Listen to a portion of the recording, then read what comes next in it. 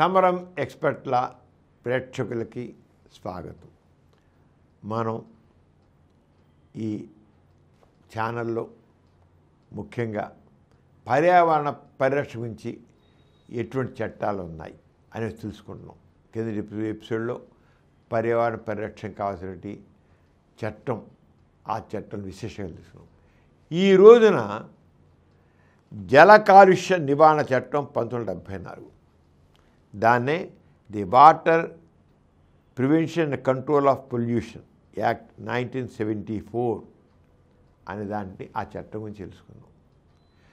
జల కాలుష్యం అనేది ఇప్పుడు ఎంత ఎక్కువైపోయిందంటే మనుషుల ఆరోగ్యాలు చెడిపోతుంది.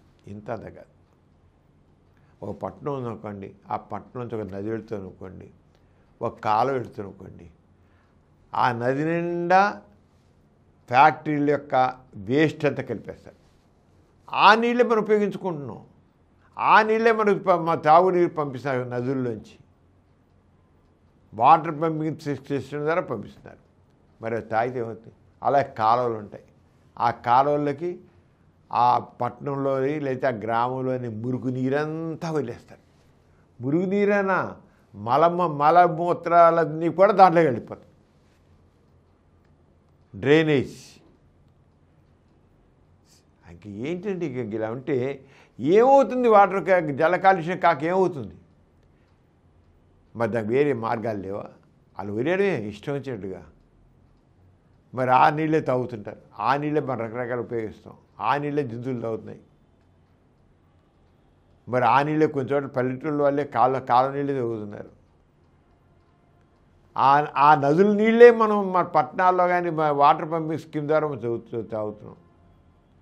ఆ నదులు కాలువలు కాలుష్యం అయిపోతుంటే ఎలా మనుషుల ఆరోగ్యం ఎలా బాగుంటుంది? కాలుష్యం గురించి ఎందుకు మనకి ఇంత ఆలోచించాల్సి వస్తుందంటే, వాయు కాలుష్యం, జల కాలుష్యం, ఇప్పుడు ఫ్యాక్టరీల ద్వారా వాయు కాలుష్యం, ఇక పట్టణాల్లో వేస్ట్ అంతా జల కాలుష్యం. ఇలా ఎన్ని కాలుష్యాలు మనల్ని ఇచ్చేస్తాయి. ప్రతి ఒక్కడికి ఇది మీద అవగాహన కావాలి. అది మా చెబుతున్నాను, కాలుష్యం మీద అవగాహన కావాలి. ఇప్పుడు ఇవాళ జల కాలుష్యం నివారణ చట్టం 1974. జల కాలుష్యాన్ని నివారించడానికి, జల కాలుష్య కారకులైన వారిని శిక్షించడానికి ఒక ప్రత్యేక చట్టం చేయబడింది. చట్టం పేరే జల కాలుష్య నివారణ చట్టం. భారత రాజ్యాంగం అనుసరించి నీరు రాష్ట్ర ప్రభుత్వాల జాబితాలో అంశం అయినప్పటికీ జల కాలుష్యం ఒక జాతీయ సమస్య కనుక మొత్తం భారతదేశం వర్తించే విధంగా భారత రాజ్యాంగంలోని 252(1) అధికరణ కింద కేంద్ర ప్రభుత్వం ఈ శాసనాన్ని రూపొందించింది. అందువలన ఈ చట్టాన్ని తమ రాష్ట్రాలు గుర్తింపు చేసుకుంటూ దాదాపు అన్ని రాష్ట్రాలు చట్టాలను చేసుకున్నాయి. ఆ విధంగా ఈ చట్టం భారతదేశం అంతటా అమల్లో ఉన్నది. ఈ చట్టంలోని ప్రధాన అంశాలను మనం తెలుసుకుందాం. అసలు జల కాలుష్యం అంటే ఏమిటి? జల కాలుష్యం అంటే ఏమిటో ఈ సెక్షన్ 2A ఇలా నిర్వచించడం జరిగిందండి. జల కాలుష్యం అంటే నీరు కలుషితం కావడం. జల కాలుష్యం తెలిసి నీటికి ఉండవలసిన సహజమైన భౌతిక, రసాయన, జీవధర్మాలను భారీ స్థాయిలో మార్చడం, దాన్ని మార్పు వచ్చాడు. మామూలుగా ఉండే భౌతిక, రసాయన, జీవధర్మాలు మార్పడం, కలుషిత పదార్థాలను, మురికి పదార్థాలను, వాయు సంబంధమైన, ద్రవ సంబంధమైన, లేక ఘన సంబంధమైన పారిశ్రామిక వ్యర్థ పదార్థాలను ప్రత్యక్షంగా కానీ లేక పరోక్షంగా కానీ వీటితో కలవడం.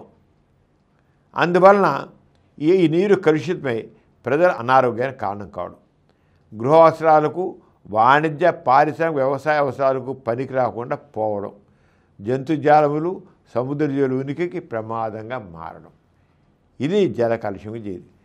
జాతీయ కాలుష్య నివారణ బోర్డులు, ఇక దీనికోసం నేషనల్ లెవెల్లో ఈ ఎన్విరాన్మెంట్ ప్రొటెక్షన్ సంబంధించినవి, పొల్యూషన్ సంబంధించి బోర్డులు ఉన్నాయి. ఈ చట్టం యొక్క ప్రధాన లక్ష్యం జల కాలుష్యాన్ని నివారించడం, అందుకు తగిన యంత్రాంగాన్ని తయారు చేయడం. ఆ క్రమంలో జాతీయ స్థాయిలో ఒక జాతీయ నియంత్రణ బోర్డును కేంద్ర ప్రభుత్వం తప్పనిసరిగా ఏర్పాటు చేసి తీరాలని చట్టం ఆదేశించింది. Prevention of water pollution, prevention of water pollution సంబంధించిన ఒక బోర్డు ఏర్పాటు చేయాలని చట్టంలో పేర్కొనడం జరిగింది. అదేవిధంగా రాష్ట్రాల స్థాయిలో కూడా ప్రతి రాష్ట్రంలోనూ ఒక ప్రాంతీయ కాలుష్య నివారణ బోర్డు ఏర్పాటు కావాలని చట్టం ఆదేశించింది. కొన్ని సందర్భాల్లో 2 లేక అంతకంటే ఎక్కువ రాష్ట్రాలు కానీ లేక కేంద్రం మరికొన్ని రాష్ట్రాలు కలిసి కానీ సంయుక్త కాలుష్య నివారణ బోర్డును కూడా ఏర్పాటు చేసుకోవచ్చు. కేంద్ర ప్రభుత్వంచే ఏర్పాటు కాబడిన జాతీయ కాలుష్య నివారణ బోర్డులో ఒక అధ్యక్షుడు, ఒక కార్యదర్శి, కొంత అధికారులు, అనధికార సభ్యులు ఉంటారు. వీరందరినీ కేంద్ర ప్రభుత్వం నియమిస్తుంది. రాష్ట్ర ప్రభుత్వం ఏర్పాటు చేయడానికి ప్రాంతీయ కాలుష్య బోర్డు నిర్మాణం కూడా కేంద్ర బోర్డు నిర్మాణం లాగానే ఉంటుంది. అయితే సభ్యులను రాష్ట్ర ప్రభుత్వాలు నియమిస్తాయి. కేంద్ర ప్రభుత్వం అయితే కేంద్ర ప్రభుత్వం ఏర్పాటు చేస్తుంది, రాష్ట్ర స్థాయి అయితే రాష్ట్ర ప్రభుత్వం ఏర్పాటు చేస్తుంది. జాతీయ రాష్ట్ర కాలుష్య నివారణ బోర్డుల విధులు బాధ్యతలు. ఇప్పుడు మరి పొల్యూషన్ కంట్రోల్కి సంబంధించిన బోర్డులు ఉన్నాయని కానీ నేషనల్ లెవెల్లో ఉంటుంది, స్టేట్ లెవెల్లో ఉంది. ఈ బోర్డులు ఏం చేస్తాయి అంటే సంఘాలు ఏం చేస్తాయి? జల కాలుష్యాన్ని నివారించడానికి, నియంత్రించడానికి అవసరమైన సూచనలు కేంద్ర ప్రభుత్వానికి అందజేయడం ఒకటి. రాష్ట్ర కాలుష్య నివారణ సంఘాల తీరును సమీక్షించి వాటితో సహకరించడం. జల కాలుష్య నివారణకు అవసరమైన సాంకేతిక సహాయాన్ని పరిజ్ఞానం రాష్ట్ర సంఘాలకు అందజేయడం. శిక్షణా శిబిరాలను ఏర్పాటు చేయడం. నీటి కాలుష్యాలు తగ్గించి పరీక్షించే ప్రయోగశాలను ఏర్పాటు చేయడం. ఇవన్నీ జాతీయ కాలుష్య నివారణ సంఘం యొక్క విధులు. ఇది సెక్షన్ 16లో చెప్పారండి. రాష్ట్రంలో జల కాలుష్యాన్ని నివారించడానికి, నియంత్రించడానికి అవసరమైన ప్రణాళికలు రూపొందించడం, రాష్ట్ర ప్రభుత్వానికి తగిన సూచనలు చేయడం, మురుగునీరు, మానవ వ్యర్థ పదార్థాలు, వ్యాపార పారిశ్రామిక వ్యర్థ పదార్థాలు ఏ విధంగా విసర్జించబడుతున్నది పరిశీలన జరగడం. స్థానికంగా ఉండే నేల స్వభావం, వాతావరణం, జలవనరులు మొదలైన వాటిని పరిగణలోకి తీసుకుని వ్యర్థ పదార్థాల నియంత్రణకు, నీటి కాలుష్య నివారణకు తగిన సూచనలు చేయడం. ఇవన్నీ చేసే బాధ్యత అండి ఈ బోర్డుది. అలాగే కాలువలు మొదలైన వాటిలోకి పారిశ్రామిక వ్యర్థ పదార్థాల కలవడంపై నియంత్రణ, ప్రత్యామ్నాయ మార్గాలను సూచించడం, నీటి కాలుష్యానికి దారితీసే పరిశ్రమలు స్థాపించే ప్రదేశం గురించి రాష్ట్ర ప్రభుత్వానికి తగిన సూచన చేయడం. చాలా అంటే ఏ రకంగా పొల్యూషన్ ఏర్పడుతోంది, ఏ రకంగా జల కాలుష్యం కలుగుతుంది, నీటి కాలుష్యం ఎలా జరుగుతుంది, వాటిని నివారించే మార్గాలని ఈ బోర్డుల మెంబర్స్ ఇవన్నీ తెలియజేయడం జరుగుతుంది అన్నమాట. దాని ప్రకారం ప్రభుత్వం తగిన చర్యలు తీసుకోవాలి. అధికారాలు ఈ పరిశ్రమలు లేక వాణిజ్య సంస్థలు తమ వ్యర్థ పదార్థాలతో వ్యవహరిస్తున్న విధానం గురించి సమాచారం అందజేసిగా ఆయా పరిశ్రమలను, వాణిజ్య సంస్థలను రాష్ట్ర ప్రభుత్వం సంఘం కోరవచ్చు. వ్యర్థ పదార్థాల శాంపుల్ తీసుకోవచ్చు, వాటి ప్రయోగాలు పంపవచ్చు. పరిశ్రమలోని వాణిజ్య సంస్థలు ప్రవేశించి తగు పరిశీలన పరీక్ష జరపవచ్చు, రికార్డులను పరిశీలించవచ్చు. ఈ సంఘం వెళ్ళి చేయడానికి అంత అధికారం ఇవ్వడం జరిగింది. నిషేధాలు, నిబంధనలు. జల కాలుష్యాన్ని నివారించే క్రమంలో అవసరమైన నిషేధాలను, నిబంధనలు విధించే అధికారాన్ని రాష్ట్ర ప్రభుత్వాలకు ప్రాంతీయ బోర్డు ఈ చట్టం సంకల్పించేసింది. అవి ఈ రంగా ఉన్నాయి.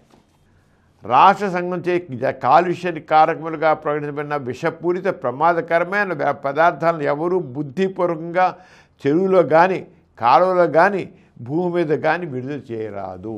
ఇవి ప్రమాదకరం అని చెబితే అవి ఎట్టి పరిస్థితుల్లో కూడా కాలువలో వదిలిపెట్టడానికి లేదు, నదిలో లేదు, చెరువులో వదిలిపెట్టడానికి లేదు, భూమిలోకి ఇంకెళ్ళి చేయకూడదు. రాష్ట్ర సంఘం యొక్క అనుమతి లేనిదే వ్యర్థ పదార్థాలను కాలువలు, చెరువులు విసర్జన నిమిత్తం కొత్త ద్వారాలను తెరవరాదు. కొత్త పదార్థాలు కాలువలు, నదులు, చెరువులకు పంపరాదు. ఈ చట్టం అమల్లోకి వచ్చినప్పటికే వ్యర్థ పదార్థాలు కాలువలు, చెరువుల్లో పంపబడుతున్న ఎలా వారి విషయంలో కూడా రాష్ట్ర కాలుష్య నివారణ సంఘం నుండి అనుమతి పొందవలను. ఆ విధంగా అనుమతిని ఇచ్చే సందర్భంలో సంఘం కొన్ని షరతులు కూడా విధించవచ్చు. షరతులు కొన్ని సందర్భాల్లో సవరించవచ్చు కూడా. సంఘం విధించే షరతులు వ్యతిరేకంగా రాష్ట్ర ప్రభుత్వం చేసే అప్పీల్ అథారిటీ చేసుకోవచ్చు. జరిమానాలు, శిక్షలు. ఏదైనా మరి ఉన్న పద్ధతి చేయకుండా వాళ్ళ చేసుకుంటూ పోతూ ఉంటే, తెలిసి కూడా చేసుకుంటూ వెళ్తుంటే శిక్షలు ఎలా ఉంటాయి. ఈ చట్ట నిబంధనలు ఉల్లంఘిస్తే ఆ శిక్షార్హమైన నేరము అవుతుంది. నేర స్వభావాన్ని బట్టి జరిమానా లేదా జైలు శిక్ష విధించబడుతుంది. అందుకు సంబంధించిన ఈ కింద విధంగా ఉన్నాయి. 1. వ్యర్థ పదార్థాల విసర్జన గురించి సమాచారం అందజేయాల్సినగా సెక్షన్ 20(2)(3) కింద జారీ చేయబడిన ఆదేశాలకు అనుగుణంగా సమాచారం అందజేయకపోయినట్లయితే 3 మాసాల జైలు శిక్ష లేక 10,000 రూపాయల జరిమానా 2 విధించవచ్చు. శిక్ష విధించినప్పటికీ సంఘం ఉత్తర్వులు అమలు చేయనట్లయితే ఉల్లంఘన కొనసాగినంత కాలం రోజుకి 5,000 రూపాయల చొప్పున అదనపు జరిమానా విధించబడుతుంది. అదేవిధంగా వ్యర్థ పదార్థం కాలువలకు కానీ లేక చెరువులో కానీ భూమి మీద కానీ విసర్జించడానికి నిషేధిస్తూ జల కాలుష్య నివారణ సంఘం సెక్షన్ 32 కింద జారీ చేసిన ఉత్తర్వులు కానీ లేక సెక్షన్ 33 కింద న్యాయస్థానం జారీ చేసే ఉత్తర్వులు కానీ ఉల్లంఘించినట్లయితే 18 మాసం తగ్గకుండా 6 సంవత్సరాలకు జైలు శిక్ష లేక జరిమానా విధించబడుతుంది. అయినా ఉల్లంఘన కొనసాగినట్లయితే రోజుకు 5,000 రూపాయల చొప్పున జరిమానా విధించవచ్చు. ఏమండి, ఇన్ని శిక్షలు ఉన్నాయి, అయినా ఈ కాలువల్లో ఇదను నదుల్లోనూ ఇంత జరుగుతుంది కదా, ఏం చేస్తున్నారు? ఏం చెయ్యాలి? దీనికి కావాల్సిన ప్రజా చైతన్యం. ఇప్పుడు ఎన్ని రకాలు మనం చూస్తున్నాం, ఎన్ని రకాల శిక్షలు ఉన్నాయో, ఎన్ని రకాల అధికారాలు ఉన్నాయో. ఎక్కడ ప్రభుత్వం ఫెయిల్ అవుతుందా? లేకపోతే బోర్డులు ఉన్నాయి కదా, prevention of pollution, prevention water pollution board ఉంది. ఆ బోర్డు వాళ్ళు ఏం చేస్తున్నారు? ఎంత కాలుష్యం జరిగిపోతుంది, వాటర్ కాలుష్యం అటు రివర్స్లో కానీ, నదుల్లో కానీ, కాలువల్లో కానీ, చెరువుల్లో కానీ చెప్పలేదు జరిగిపోతుంది కదా. మనుషులకు ఆరోగ్యంతో ఆడుకుంటున్నారు కదా. మరి ఏంటి అంటే చట్టాన్ని కఠినంగా అమలుపరచడం చూసి చూడడం. దీనికి కావాల్సిన ఏంటి? జన చైతన్యం కావాలి. అందుకోసమే మనం ఈ సంబరం ఎక్స్పర్ట్ లాలో మనం దీని గురించి చెప్తున్నాం. ఎక్కడ పొల్యూషన్ వచ్చినా సరే వెంటనే దాన్ని పట్టించుకోండి. దాని ఆ పొల్యూషన్ వాటర్ శాంపిల్ టెస్ట్ పంపించండి, దాంట్లో తేలుతుంది. దాని మీద తగినట్టు తప్పకుండా తీసుకోవాలి. అలా చేయపనినైతే మాత్రం తప్పకుండా మానవ మనుగడకే ప్రమాదం ఏర్పడుతుంది, ఆరోగ్యానికి ప్రమాదం ఏర్పడుతుంది. జల కాలుష్య నివారణ సంఘం నెలకొన్న నోటీసు, బోర్డు మొదలైన వాటిని ధ్వంసం చేయడం, సంఘంతో నియమితమైన వ్యక్తి తన విధులు నిర్వహించకుండా ఆటంకం చేసినట్లయితే 3 మాసాల వరకు జైలు శిక్ష. వీళ్ళు బోర్డు పెడతారు కదా, అది చేసేది. అలాగే సంఘం యొక్క ఆశలు ధ్వంసం చేయడం, సంఘ సభ్యుల యొక్క అధికారులు అడిగిన సమాచారం అందజేయకపోతే కూడా జైలు శిక్ష ఉంటుంది వాళ్ళకి. అలాగే సెక్షన్ 25 లేక 26 కింద అనుమతి కోరబడిన సందర్భంలో కాలుష్యాన్ని కొలుచుటకు ఏర్పాటు చేయబడిన మీటర్ లేక ఇతర పరికరాన్ని సరిగ్గా పనిచేయకుండా చేసినట్లయితే కూడా 3 నెలల వరకు జైలు శిక్ష ఉంటుంది. అంటే ఈ కాలుష్య బోర్డు ఈ రంగా జరగాలని రూల్స్ రెగ్యులేషన్స్ అన్నీ వాళ్ళకి అందిస్తుంది. వాటి పాటించకపోతే మాత్రం జైలు శిక్ష ఉంది. అంటే మీరు ఈ రంగా ఈ నియమాలన్నీ పాటించాలి, ఇలా చెయ్యాలని ఆ పరిశ్రమలకి ఆ కొన్న వాటికి ఇవ్వడం జరుగుతుంది. అయినా సరే దాన్ని ఉల్లంఘిస్తే, వాటిని ఉల్లంఘించడం తెలిస్తే మాత్రం, తేలితే మాత్రం 3 నెలల జైలు శిక్ష ఉంది. ఇలా అన్నింటిలోనూ ప్రతి దాంట్లో కూడా ఆ రంగా జైలు శిక్ష. చివరికి 24, 25, 26 సెక్షన్ల నిబంధనలు ఉల్లంఘించినందుకు గాను ఒకసారి శిక్ష విధించిన తర్వాత తిరిగి అదే నేరం పాల్పడినట్లయితే ఆ నేరం చేసిన ప్రతిసారి 2 సంవత్సరాలు తక్కువ కాకుండాను 7 సంవత్సరాల వరకు జైలు శిక్ష జరిమానా విధించవచ్చు. చూడండి, శిక్షలు మాత్రం తక్కువ ఏం లేవు. కానీ ఎంతవరకు దొరుకుతున్నాయి?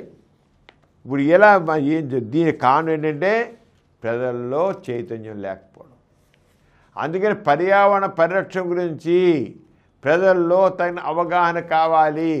ప్రజలు అవగాహన లేకపోతే చూసి చూడండి, అధికారులు కూడా వ్యవహరిస్తున్నారు, ఈ సంఘం సభ్యులు వ్యవహరిస్తున్నారు, ప్రభుత్వం కూడా వ్యవహరిస్తుంది. లేకపోతే కాలువలు, చెరువులు, నదులు ఎందుకని ఇంతగా అయిపోతున్నాయి? ఎవరు చూస్తున్నారు? శిక్షలు ఉన్నాయి, ఏంది వాటి మీద చర్యలు ఏం తీసుకుంటున్నారు?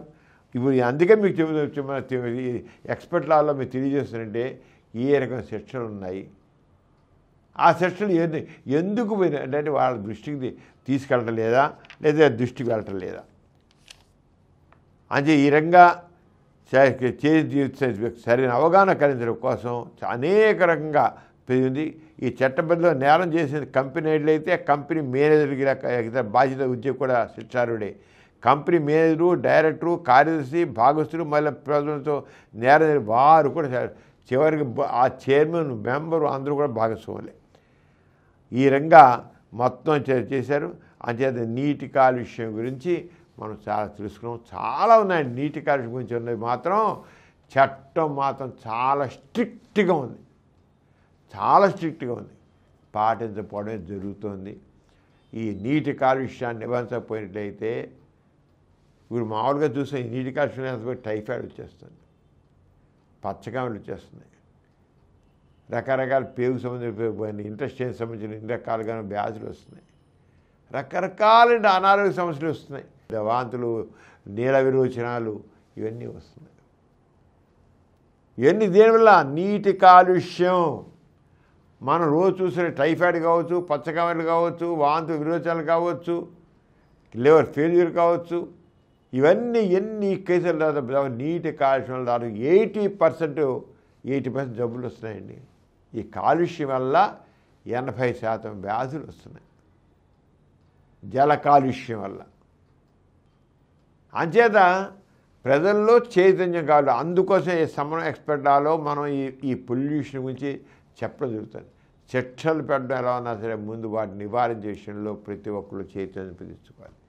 దానికోసమే ఆ రకమైన చైతన్యం కలిగించడం కోసమే పర్యావరణ పరిరక్షణ గురించి ఎటువంటి చర్యలు తీసుకోవచ్చు.